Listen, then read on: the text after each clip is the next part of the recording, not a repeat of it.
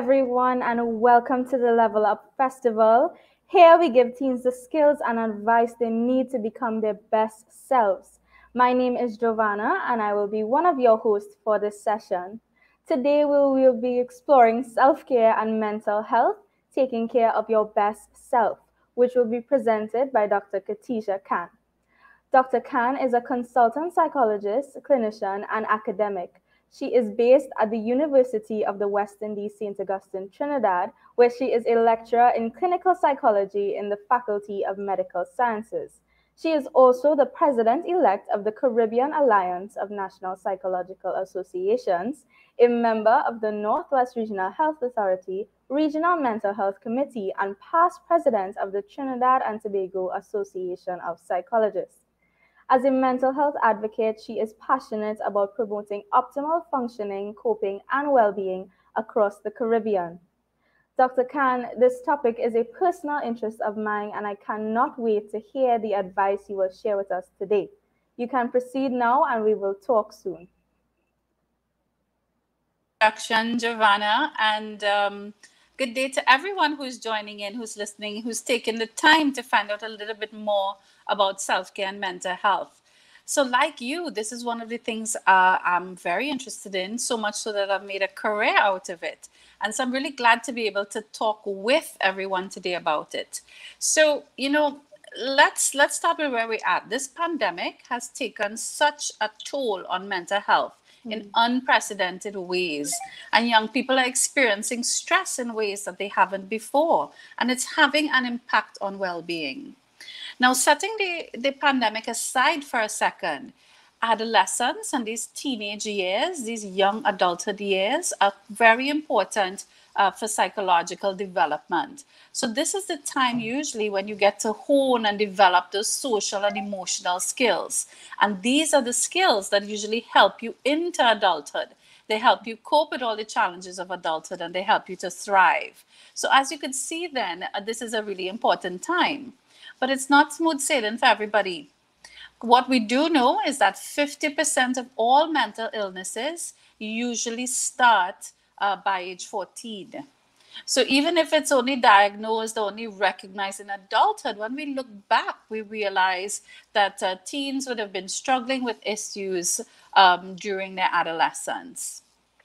Now, some of the research that we've been looking at during this period, during this pandemic period, it's telling us that teens and young people are undergoing a lot of anxiety. And it's anxiety about a lot of different things. So they're worried about their schooling and what's going to happen with pursuing their education. They're worried about being able to find a job and hold down a job. They're worried about missing their routines. I think many of us are grieving the loss of that routine and the social life we had before this pandemic. One of the things about adolescence is that the peer group is really important. Your friends are really important. They play an important role in your life. Yes, family is important. Yes, other things as well. But peers play an important role. And what we found is that with these lessened opportunities to socialize in person, it's taken a toll. And the impact is different for different groups of youth. So what we've also found is, for example, LGBT youth are experiencing more depression and more anxiety than their heterosexual counterparts. What we found, we looked also at single youth and youth who are in relationships. And which ones do you think are more lonely? I think everybody would guess single youth are reporting more loneliness, higher levels of loneliness. So what we see then is that we're seeing different stressors which have the potential to take a toll on mental health and to put persons at risk for mental health problems. So it becomes really important to become aware of these, and we figure out how are we going to navigate this. How are you going to take steps to make sure that your mental health is preserved on an ongoing basis? So while stress is normal and stress is expected, stress is going to come at you all throughout your life in different ways, what we do need to be able to do is to respond in a healthy way. You know? And guess what? So the other part of the title of this session is about self-care. And self-care is one of those important tools to help us manage stress and to take care of our well-being. So what is self-care? I'm sure if I were to ask you, you would be able to jot down what you think self-care is and what you already do for self-care. But let's start with the definition. So self-care refers to all the activities and the practices and the strategies that we engage in on a regular basis that helps us reduce our stress, helps us to stay healthy, and helps us to maintain our well-being. So can I ask everyone now, and perhaps those of you can see the chat can tell it back to me what people are typing. What are the things that you currently do for self-care? And this could be, there is no one strategy. If we have dozens of people and we ask for strategies, we're going to get dozens of strategies. So maybe you exercise, maybe you listen to music, maybe you have taken up cooking, maybe you garden, maybe you like to meet up with friends or have a conversation. Maybe you're into art. So there's a whole range and repertoire of self-care strategies that people can use. But the key thing is are we using them effectively? So one of the things you want to think about when it comes to self-care and how to get the best out of self-care is, one, to make sure you're doing it regularly. All right. So self-care is not a luxury. Self-care is not optional. Self-care is not just for older people who use terms like that. Self-care is for everyone. It's never too early to learn about good self-care. So self-care is not optional, it's essential for our well-being. So it's something you want to make sure every day you're indulging in a little bit of it. Also, you want to think about what's the purpose of the self-care. So remember, we're trying to meet the needs that we have.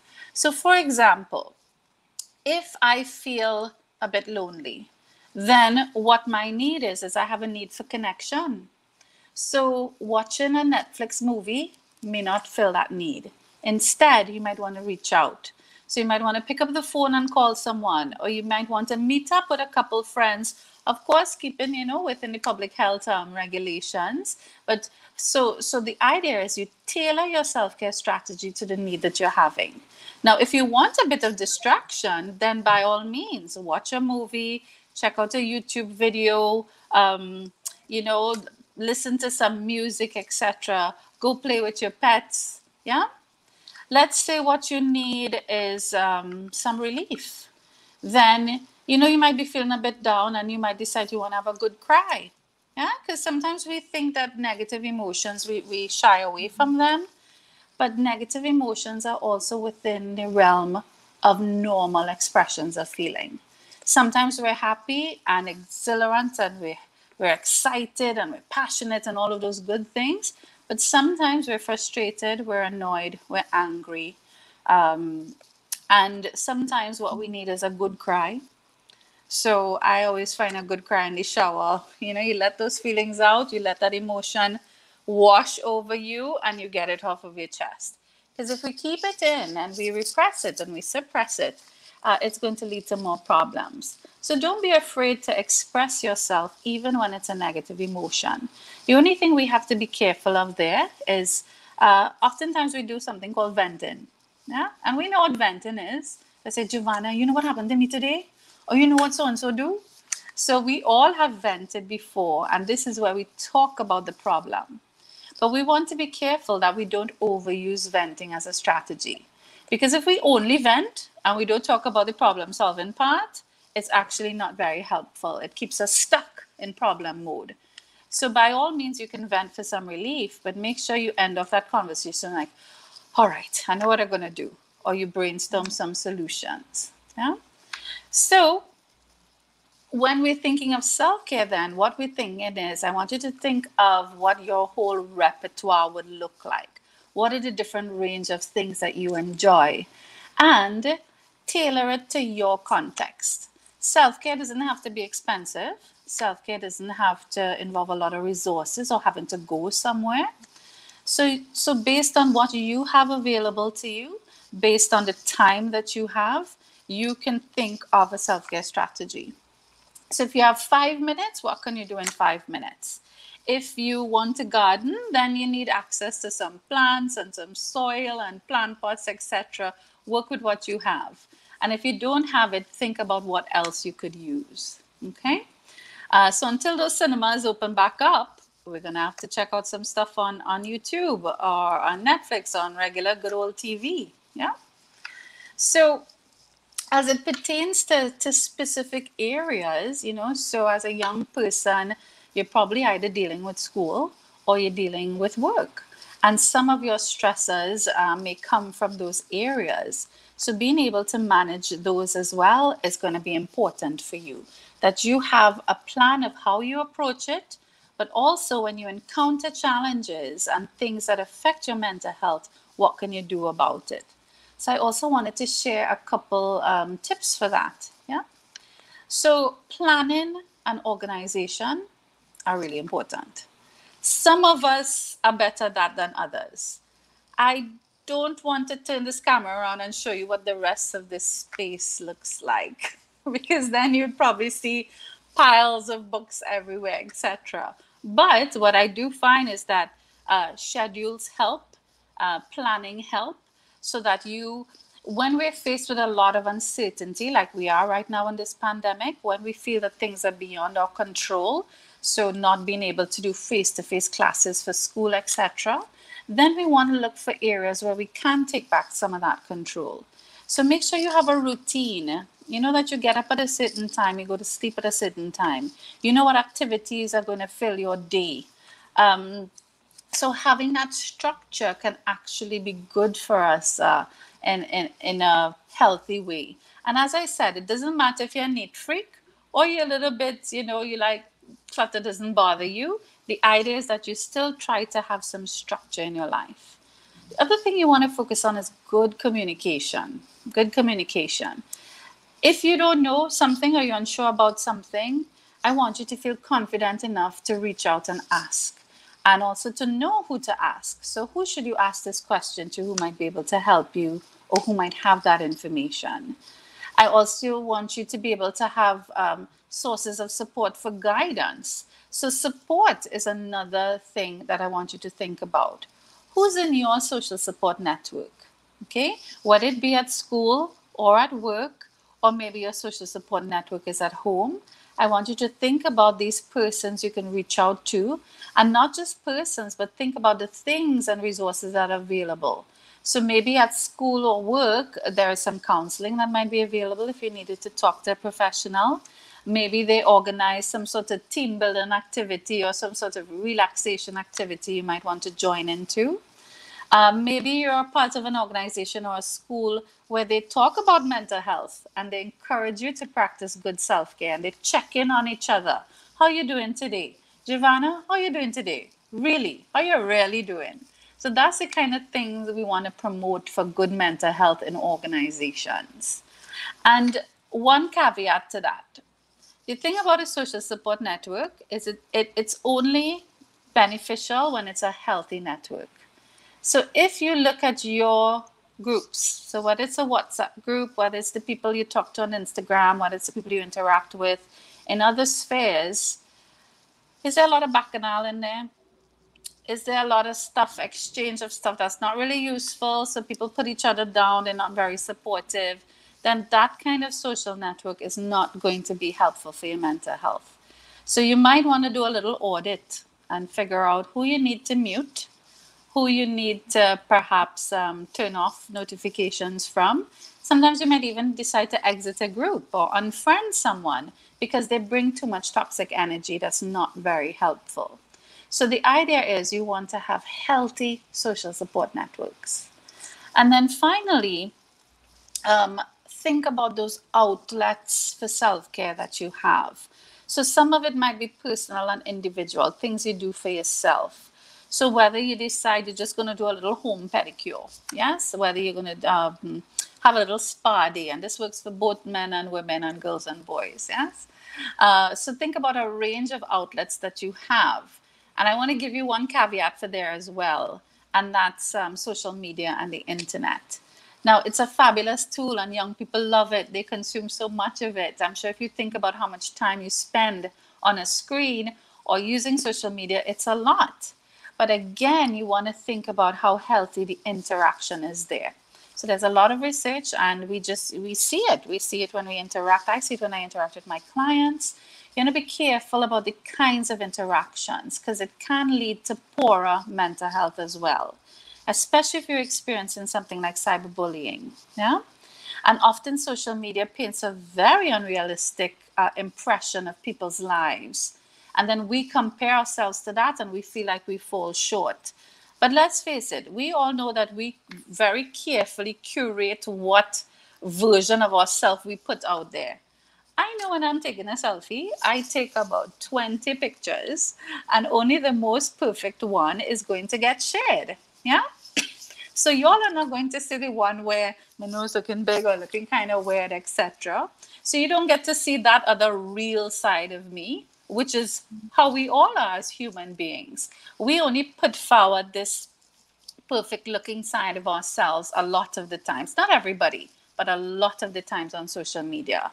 So when somebody else is looking at that and they think, well, I don't look like that, or I want to look like that, but I can't, it starts to fuel poor mental health. So engage, by all means, engage in social media for entertainment to help you with your connection, but take it with a pinch of salt and be able to recognize those harmful elements of it. Okay? And finally, I wanted to talk to you a little bit about the times when you feel like things might be getting a bit overwhelming, like you just don't know how to deal with it all. And the first thing you want to do is to perhaps start to pay more attention to yourself, how you're feeling, and the cues that your body is giving you. Sometimes it doesn't always come through your feelings. Sometimes your body gives you physical cues. So you start getting more headaches. You start, maybe it's a stomach issue, a digestive issue. You feel tired all the time. You feel achy. You just don't have any energy. So these might also be signs that your mental health is dipping a bit. So in cases like that, I want you to reflect on where you think you are and how can you respond to the situation. Is the situation something you have some control and you could do something about it? So for example, let's say you had to go and say take your driver's test. And you're stressed out because for nothing you can't get that 3-point in. Can you tell I'm speaking from experience? That used to stress me out. So you figure, oh my gosh, I just can't get this. I'm going to go there and I'm going to freeze up or I'm going to fail. But guess what? If you felt like you couldn't take your driver's test next week, Monday, you could always call and reschedule. And you can postpone that one. Yeah. So that's a way in terms of that involves problem solving. Let's say you're trying to get to work and that route has real traffic. Something we all face, even though we're in a pandemic, there's still traffic. Nobody sent a memo to traffic to say ease up a little bit now. So let's say you're facing a lot of traffic. You might decide, you know what? There's a back route we could use. Let's use the main road instead of the highway. Let's leave at a different time of day to try and beat the traffic. So those are also ways that you could problem solve by coming up with alternatives to the problem. But what if there's nothing you could do about the problem? So what if you have an exam coming up and the exam is next week, Tuesday? It is coming no matter how you feel about it. In that case, when a problem is uncontrollable, then we want to do more emotion-focused coping. And what that means is we're going to try and relieve the distressing emotions associated with the problem. So if you're worried about an exam, so there's worry, there's anxiety, you fear you're going to fail, etc. And so then we want to implement strategies that can reduce that. So if you realize, you know what, I'm worried I'm not prepared enough. Well, what's the study schedule going to be like? Who can I talk to help study with? Do I want to get a tutor to just help me, do a little on one day, help me with some revision? Yeah. And that might ease some of the fears and concerns. Maybe you need to give yourself a little pep talk. Come on, Katija, you could do this. You could manage to get at least 50% or 51%. Yes. So those are some ideas of how you could deal with when things seem overwhelming, that you take a step out, take a step back, take a deep breath, you assess the situation and see where you're at. Is it something you can come up with some alternatives for? Try one of those alternatives. If there's no alternative, how can you help quell some of those feelings that are threatening to overwhelm you? Okay, so I'm going to pause there because I'm also really interested to hear from you. If there's any questions that you have, I'm really interested in engaging in our conversation now. So I'm going to hand over back to you, Jovanna. Thank you, Dr. Khan, so much for those amazing tips. I really love the examples you spoke about.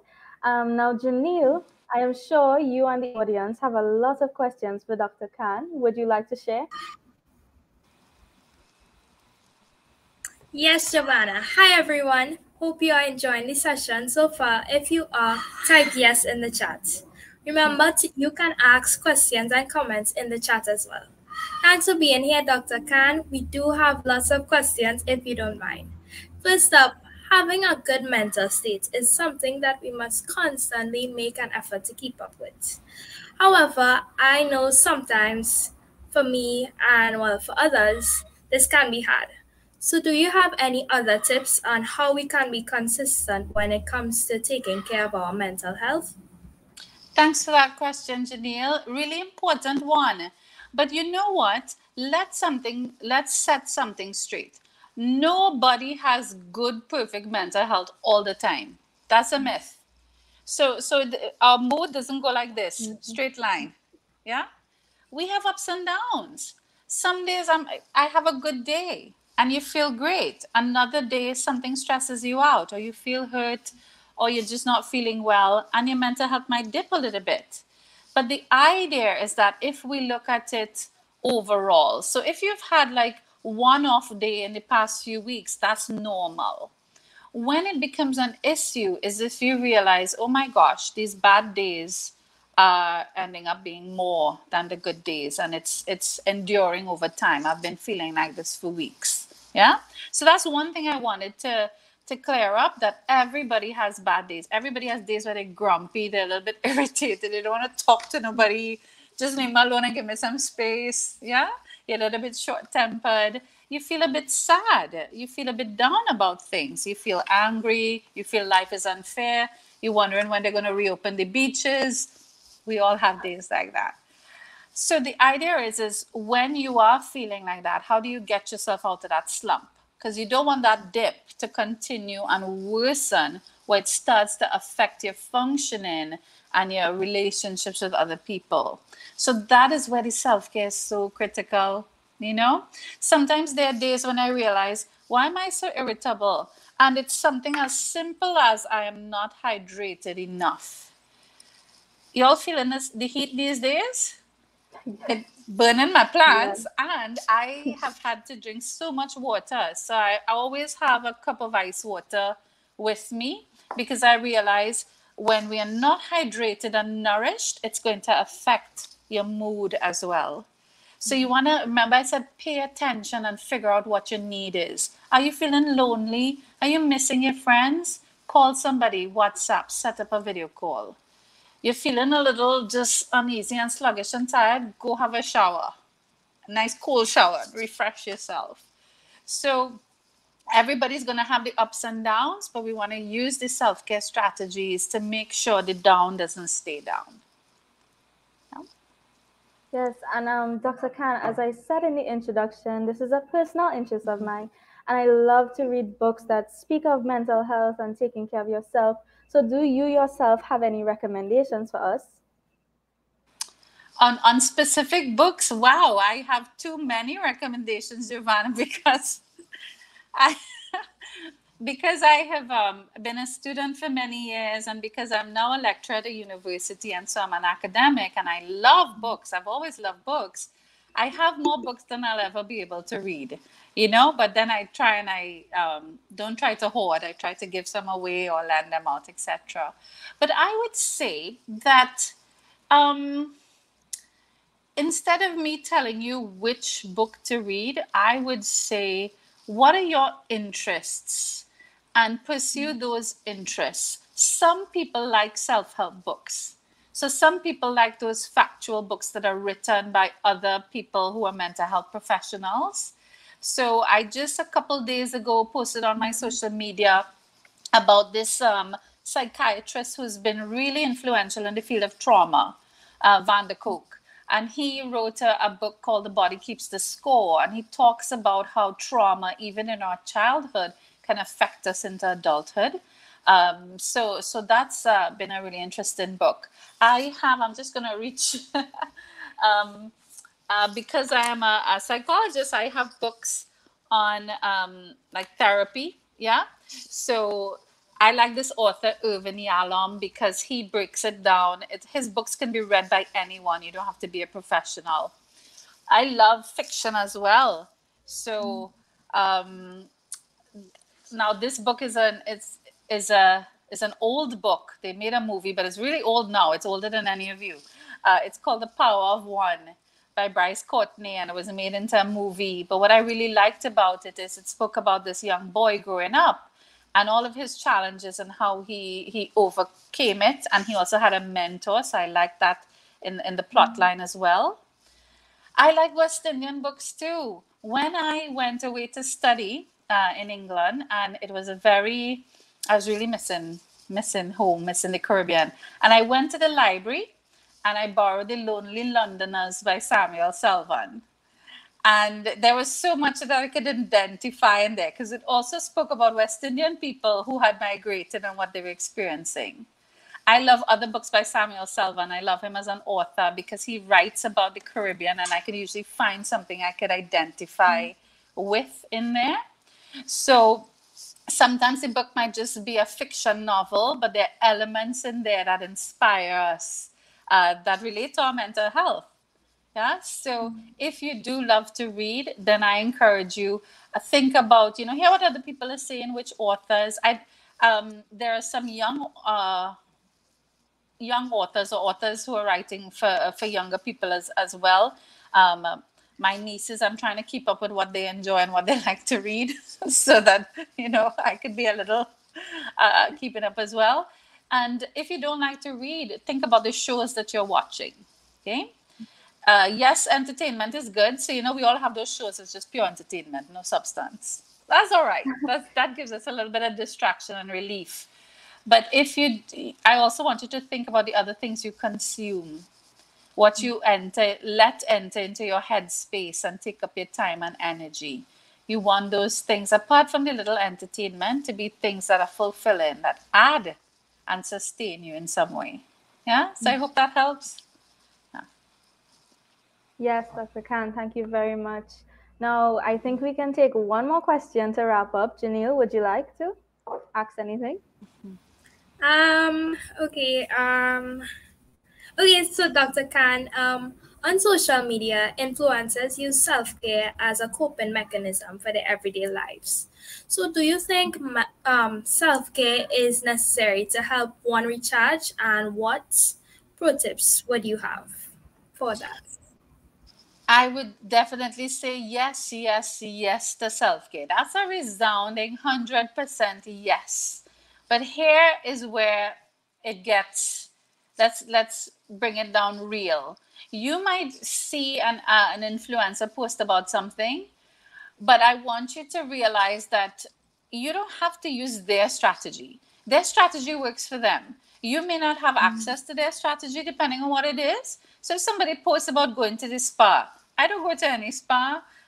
Some people can't afford a spa, but the pandemic spa is not open, or I don't know if they are. But you might decide, oh, I'll go to Pennywise. I'll get one of those little, nail kits with a little file, and I'll get a nice nail polish that I like, and I'll do my own little mani-pedi at home to make myself feel well. So the idea is I want you to be inspired by what you see on social media and then tailor it to yourself. What is going to work for you?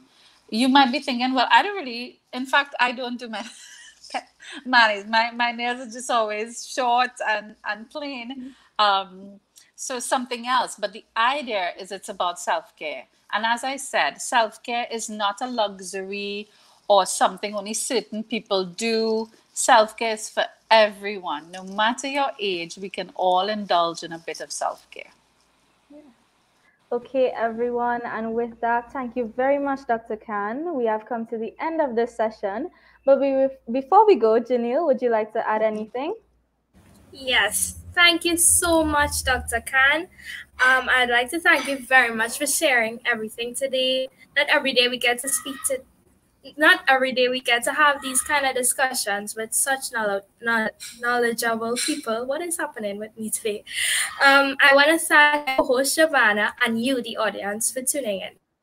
Level Up is our chance to be our best selves, and we can catch more exciting presentations on LevelUpYuhself.com.